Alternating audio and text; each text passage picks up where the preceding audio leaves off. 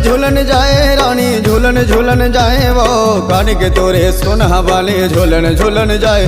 आज जैसे कोकई लंबा अमली कट कटाए। झूलन झूलन जाए रानी झूलन झूलन जाए वो कान के तोरे सोना वाले झूलन झूलन जाए।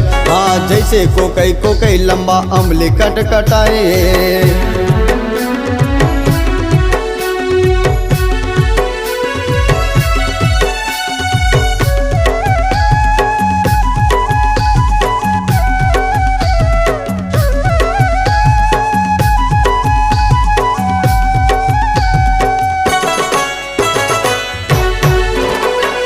करिया जामुन झोथया माँ बिही पकेरा हे रानी भेले लट लटाए।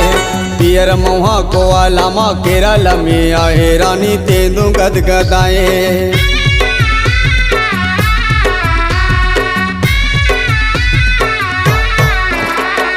करिया जामुन झोथया माँ बिही पकेरा हे रानी भेले लट लटाए।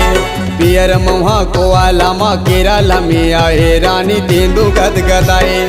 झूलन झूलन जाए रानी झूलन झूलन जाए वो कान के तोरे सोना वाले झूलन झूलन जाए। हाँ जैसे टिपी की टापक गोल और टर्राए। झूलन झूलन जाए रानी झूलन झूलन जाए वो कान के तोरे सोना वाले झूलन झूलन जाए। हाँ जैसे कोकई लंबा अमली कट कटाए।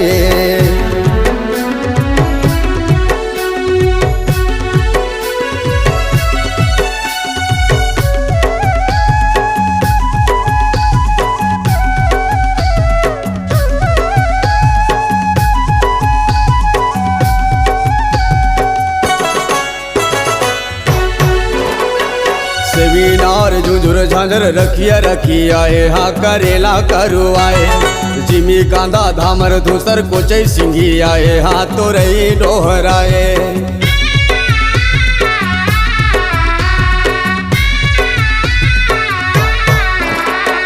सेमिनार झुझुर झांझर रखिया है हाँ करेला करुआए। जिमी कांदा धामर धूसर कोचई सिंघी आए हाँ तो रही डोहराए।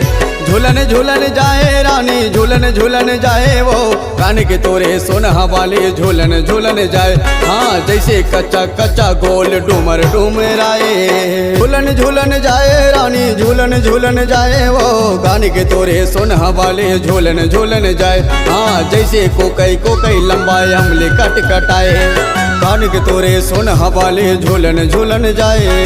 जैसे कोकई लंबा अमली कट कटाए।